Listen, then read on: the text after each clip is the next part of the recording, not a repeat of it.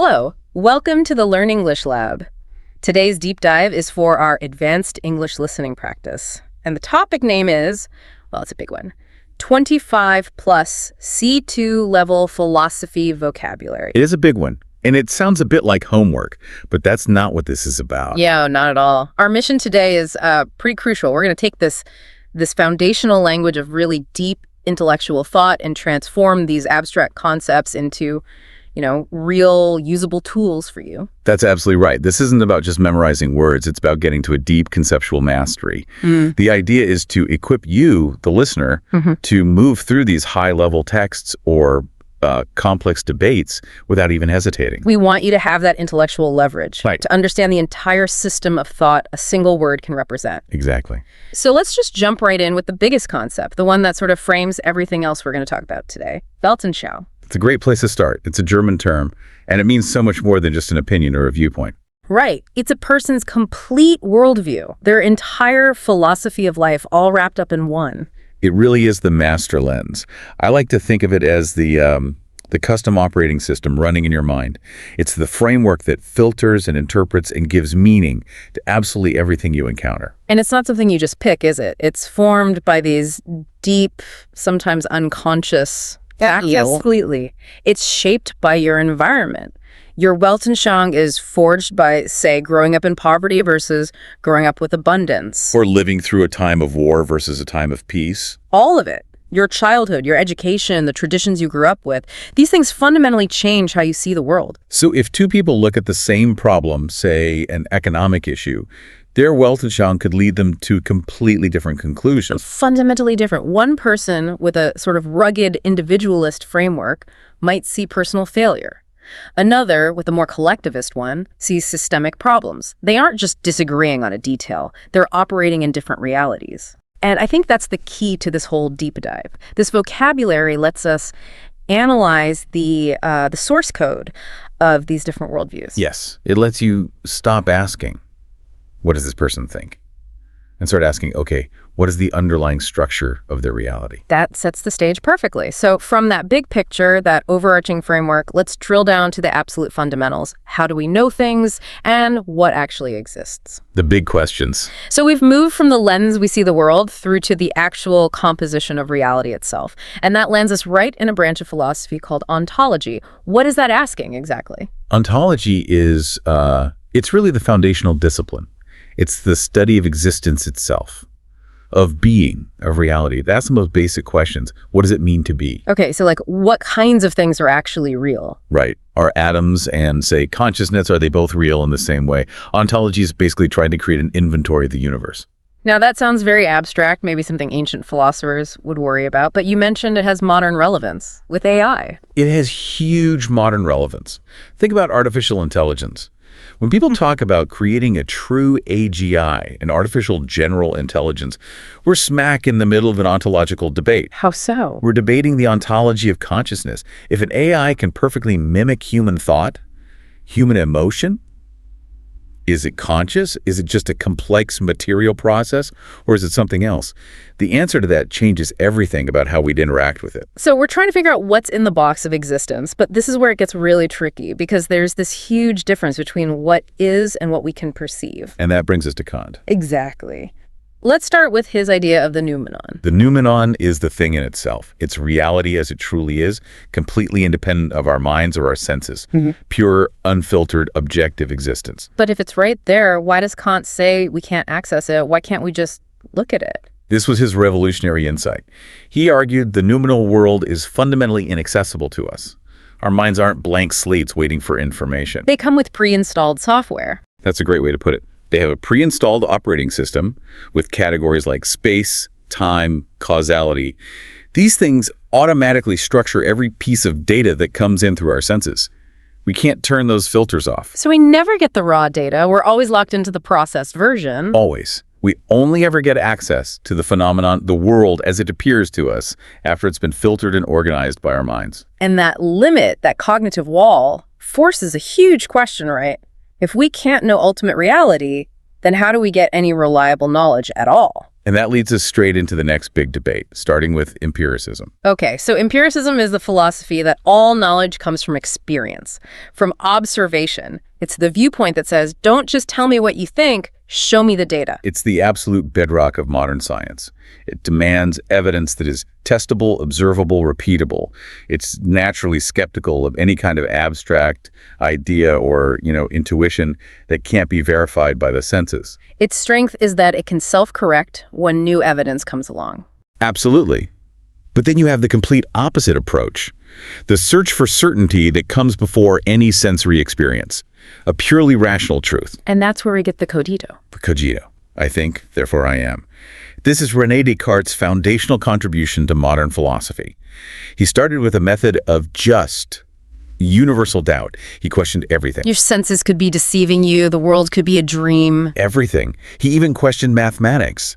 But, and this is the genius of it, he realized that the very act of doubting proved one thing for certain. The existence of the self that's doing the doubting? That's it. It's not just about self-awareness. It was about finding one single, unshakable point of certainty in a universe where everything else had dissolved into doubt. It was the lifeboat that allowed philosophy to start rebuilding knowledge. Okay, so that gives us one certain thing, the thinking self. But that brings up the next big question. How many kinds of stuff are we actually dealing with in reality? Which is the split between dualism and monism. Right. Let's start with dualism. Dualism is the idea that reality is made of two fundamentally different kinds of substance. The classic example is, of course, Cartesian dualism, Descartes again. The separation of mind and body. Exactly. The mind, which is a non-physical thinking substance, and the body, which is a physical extended substance. And that separation created the famous mind-body problem. How does the non-physical ghost in the machine actually pull the physical levers? And that conceptual split still influences us. Even if a neuroscientist today rejects substance dualism, they still talk about consciousness as an emergent property of the brain, right? They're still trying to bridge that gap. We treat mental illness with both brain chemistry and talk therapy.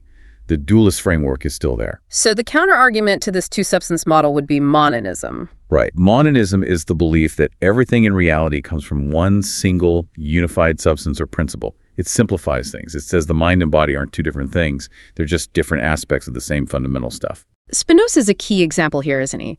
He argued that God, or nature, was the one infinite substance that everything else is just a part of. That's a perfect example. And you see similar ideas in many Eastern philosophies, too, where existence is seen as one unified whole. Okay, so we've gone from one substance to two. Now let's go even smaller and look at the indivisible units of reality with Leibniz and the monad. Ah, the monad. It sounds simple, like an atom, but it's an incredibly strange and complex idea. So a monad is a fundamental, indivisible, immaterial unit of reality. And Leibniz said they were windowless. What does that even mean? It means they don't interact with each other physically at all. They're completely self-contained. But, and here's the wild part, Leibniz theorized that each monad, from its own unique perspective, internally reflects the entire universe. It's like a tiny mirror containing the whole cosmos. But why? Why invent such a complicated concept instead of just sticking with atoms? Because it was his ingenious solution to the mind-body problem. If monads are the only reality and they don't interact, you don't have to explain how mind pushes matter. Instead, he proposed a pre-established harmony. So God just wound up all the clocks at the beginning of time, and they've been ticking in perfect sync ever since. Basically, yes. An incredible piece of intellectual clockwork. That's a staggering thought. But if we swing back from that universal system to the individual mind, that certainty we got from the cogito can be taken to a really radical and kind of lonely extreme. It can. And that extreme is solipsism. So solipsism is the belief that only one's own mind is certain to exist. Everything else, the world, other people, might just be a projection, a dream. It's the ultimate endpoint of prioritizing subjective certainty above all else. What would be the practical implication if someone were a true solipsist? I mean, how would they even function? Well, the implication is profound isolation. And meaninglessness, really. If you can't be sure that the person you're talking to is real, then communication, ethics, love, all of it becomes fundamentally meaningless. The other is just a part of the self. It's a deeply alienating worldview. A fascinating, a profoundly isolating place to end our tour of existence. Let's move on now to the methods we use to find our way through reality, even if we're not sure what it's made of. The tools for thinking. Exactly. So now that we've kind of wrestled with what exists, let's talk about the architecture we use to build arguments and find truth. We need a way to refine our thoughts. And that brings us to the dialectic. The dialectic is a structured method for getting closer to the truth through conflict. It's a process where a position, the thesis, is challenged by its opposites, the antithesis. And out of that clash, a new, better idea emerges. The synthesis. Precisely. It's not just two people shouting at each other. It's a mechanism that forces ideas to be tested. A weak idea doesn't get to survive just because it's popular. The dialectical process exposes its flaws. You see this in theory in a healthy democracy, right? The debate between opposing parties should ideally lead to better policy than either side would come up with alone. That's the ideal, yes. And a similar but maybe more personal method is the Socratic method. Right, named after Socrates. This is all about learning through persistent, deep questioning. The goal isn't to give someone the answer. No, the goal is to help them find it themselves by revealing the contradictions in their own beliefs. It's a tool for generating insight, not just transferring information. I know they use this a lot in legal education. It's an incredibly powerful way to develop critical thinking because it forces you to justify every single one of your assumptions. It puts the burden of proof squarely on the speaker, a vital skill. Okay, so moving from building arguments to taking them apart, we get to deconstruction. We hear this term a lot, especially in cultural studies. What does it mean philosophically? So deconstruction is a method for analyzing texts, or really any system of thought, by exposing its hidden assumptions and internal contradictions. It's about questioning the idea of a single fixed meaning. The original outline we had was a little vague on this, just saying it exposes hidden assumptions. Can we get a bit more technical? How does it actually work on language? We can. So someone like Derrida would argue that meaning in a word is never fully present. It's always deferred. To define the word, you have to use other words, which need other words, and so on, in an endless chain. Okay. Deconstruction looks at how texts create hierarchies. For instance, prioritizing speech over writing, or presence over absence. It then sort of flips that hierarchy to show that the system secretly relies on the very thing it claims to push to the margins. It reveals how slippery language really is. So it's not just about criticizing a book, it's a statement about how language itself creates power structures. That's the core of it. It's about seeing what social or linguistic structures a text unconsciously relies on to make its point. Okay, shifting gears now from language to purpose. Let's look at teleology. Teleology is the study of purpose or goal-directedness. It asks if things in nature or in any system are happening randomly, or if they are moving towards some kind of inherent goal at telos. The classic example is in biology, isn't it? Is evolution just random mutation and survival, or is it teleological? Is it pushing life towards some goal, like greater complexity or consciousness? A huge debate. And it's relevant in AI design, too. When we build an AI, is it just a reactive system that executes tasks, or is it a teleological system with its own embedded goals that could lead it to behave in ways we don't predict? That focus on goals and practical results leads us perfectly into pragmatism. A very different approach. Pragmatism is a philosophy that basically says the truth of an idea is determined by its practical consequences. Does it work in the real world? So it's not about whether an idea is theoretically pure or elegant. It's about whether it solves a problem. It's very results-driven. Very. And you can see how this philosophy has deeply influenced certain cultures. American culture, for instance, is often seen as heavily pragmatic. In business, in engineering, the question is usually, does it work? Not, is it ideologically pure? So if you contrast them, the teleologist asks, what is the ultimate purpose of this thing? While the pragmatist asks, what useful thing can I do with this right now? That's a perfect way to put it. Pragmatism is the practical counterpoint to a lot of these highly theoretical ideas. It brings the focus from what is true down to what is useful. And that idea of usefulness is a perfect bridge to our next section, which is all about ethics, how we decide what we should do.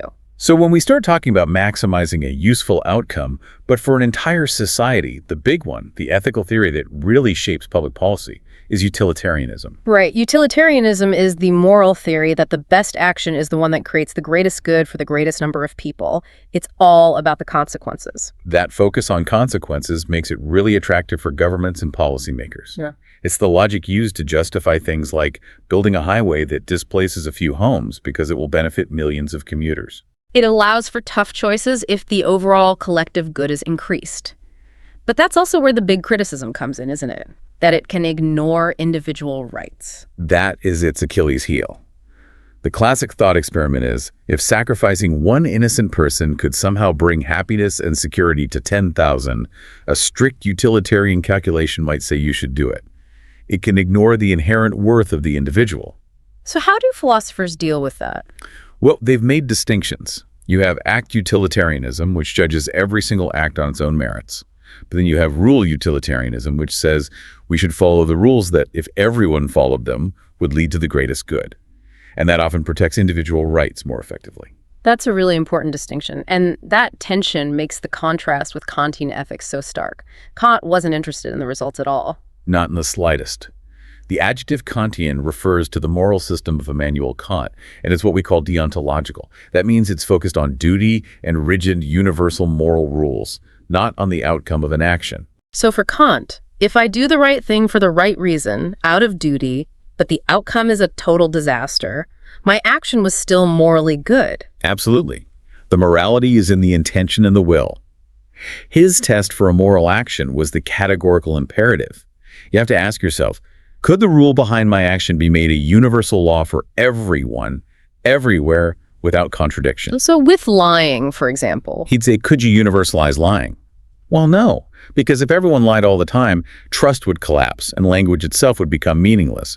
Therefore, lying is always morally wrong, regardless of the consequences. A completely different way of looking at morality. One based on rational duty, the other on calculating collective happiness. That's a fundamental split in ethical thought. Okay, let's look at how we define value itself, starting with objectivism. Objectivism is the philosophy most famously associated with Ayn Rand. It puts a huge emphasis on reason, individual rights, and free market capitalism. Its core tenet is rational self-interest. The idea being that your own life is the highest moral value, and pursuing your own happiness rationally is a moral good. Yes, and that's where it often gets criticized. Critics argue that it can overlook social responsibility. It doesn't have a lot to say about our obligations to the society that, makes individual achievement possible in the first place. And the polar opposite of that, of a fixed objective reality, is subjectivism. Subjectivism is the idea that truth, morality, everything is entirely dependent on your personal feelings or opinions. There is no external objective truth. So if I feel something is right, then for me it is right. What happens if you take that to its logical conclusion? Well, extreme subjectivism makes shared ethics impossible. If your feelings are the ultimate judge, there's no common ground for laws or social contracts. Society can't really function if every single person's feelings are their own ultimate moral authority. And if we define morality purely by a feeling, we often land on hedonism. Right. Hedonism is the belief that pleasure is the highest good. The ultimate goal of life is to maximize pleasure and avoid pain. But it's important to be clear here. It's not just about having a good time. No. Philosophical hedonism makes pleasure the entire purpose of life, the telos. And if that pursuit of immediate pleasure overrides all other duties or long-term goals, it can lead to some pretty negative outcomes, addiction, dysfunction, and so on. Okay, so let's zoom out from personal ethics to political structures. This brings us to libertarianism. Libertarianism is a political philosophy that's all about maximizing individual liberty and minimizing the role of the government. Personal autonomy, personal choice, that's the highest value. It focuses on what are called negative rights, right? Freedom from interference. So the government's only job is to protect you from force and fraud. That's the core idea.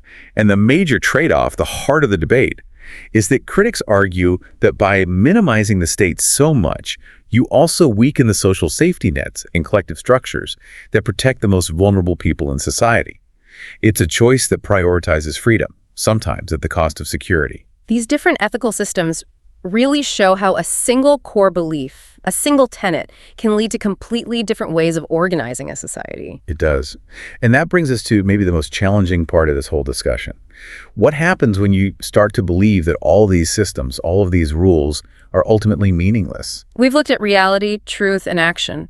But if you come to the conclusion that there's no inherent purpose in any of it, you face a crisis of meaning, and that starts with nihilism. Nihilism is the belief that life has no inherent meaning, no purpose, no objective truth, no objective values. It's a total rejection of all of it. The psychological impact of that must be huge. Oh, it can be. It often shows up as a profound loss of motivation, a feeling that if nothing ultimately matters, then why bother doing anything? Some critics even link extreme materialism to a kind of hidden nihilism. If there's no deep meaning, you might as well just acquire things. So nihilism can lead to a kind of despair. But there's another philosophy that starts from the same place but ends up somewhere very different. Absurdism. Yes, absurdism, which we associate with Albert Camus, agrees with the nihilist that life has no objective external meaning. But, and this is the crucial part, it also recognizes that human beings will never stop searching for meaning.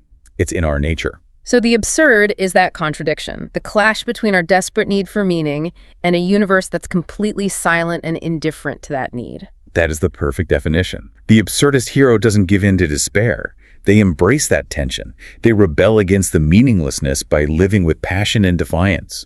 Camus uses the image of Sisyphus, who is condemned to roll a boulder up a hill for eternity. And he says we must imagine Sisyphus happy. Exactly, finding freedom and dignity in the struggle itself. So, given that challenge, how do we live? One very old, very practical answer is Stoicism. Stoicism is a philosophy that teaches self-control, resilience, and acceptance of what is outside your control.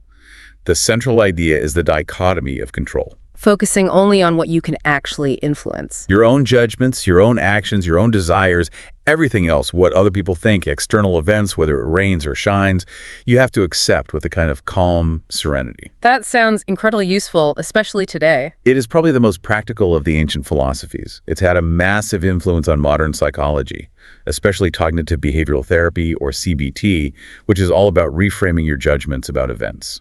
But it's important to distinguish it from its more passive cousin, fatalism. A critical distinction. Fatalism is the belief that all events are predetermined and you can't do anything to change them.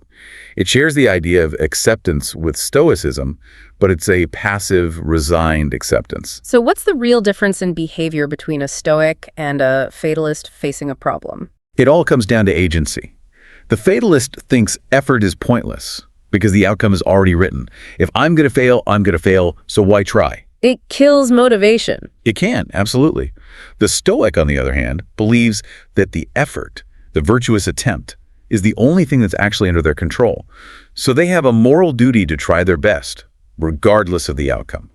One is resilience, the other is resignation. That's a powerful difference. Okay, as we start to wrap this up, let's hit a few final terms that help us categorize all these systems. First, a simple one, tenet. A tenet is just a core belief or principle of a system. It's a foundational building block. So we can say freedom is a central tenet of libertarianism, or that duty is a core tenet of Kantian ethics. It's a useful word for packaging these ideas. Exactly. Next up, the idea of transcendence. Transcendence is about going beyond the limits of normal physical experience, the realm of the non-material. Right. It's often used in a spiritual or religious sense, aiming for some kind of ultimate spiritual state. But we also use it to describe moments of, say, profound connection with art or nature, experiences that seem to lift us out of our ordinary material selves for a moment. And related to that is the adjective, transcendental. So transcendental can have that spiritual meaning, but in philosophy it has a very specific technical meaning from Kant. Transcendental philosophy is about the conditions that make knowledge possible in the first place, that pre-installed operating system we talked about. It's an investigation into the machinery of the mind itself. And lastly, just to bring us full circle back to where we started in part one, the adjective Cartesian. Cartesian just means relating to the philosophy of René Descartes. It's a symbol label. We talk about Cartesian doubt, his method of questioning everything, or Cartesian dualism, the mind-body split that shaped centuries of debate. You know, what's incredible is the sheer scope of what we've covered. We've gone from the very nature of reality with ontology and the noumenon to the methods of argument like the dialectic, and all the way to these conflicting systems for how to live a good life, like utilitarianism and stoicism. And understanding these terms really does give you intellectual leverage. It lets you decode complex debates you see every day. You can start to see the underlying Weltanschauung behind a political argument or an ethical claim. It's more than just definitions. It's a toolkit for deeper understanding. And that leads us to our final provocative thought for you to take away. Throughout this deep dive, we've laid out several different frameworks for finding truth and deciding how to act. There's the certainty of pure reason with the cogito, the practical, results-based approach of pragmatism, and the duty-bound systems of Stoicism and Kantian ethics. So the question to ask yourself is this. When you face a complex choice in your own life, a political issue, an ethical dilemma, a personal challenge where the path isn't clear, which of these philosophical tenets do you instinctively lean on? Are you looking for the most rational answer, the one with the best practical results, or the one that aligns with your sense of duty? Does your method aim for the greatest good for everyone, like utilitarianism, or does it end up just confirming what you already feel, like subjectivism? We hope this deep dive into these C2-level philosophical concepts has given you the clarity and depth you were looking for. If you enjoyed this advanced listening practice and you feel more informed, please do remember to like, share, and subscribe to this YouTube channel for more deep dives. Until next time.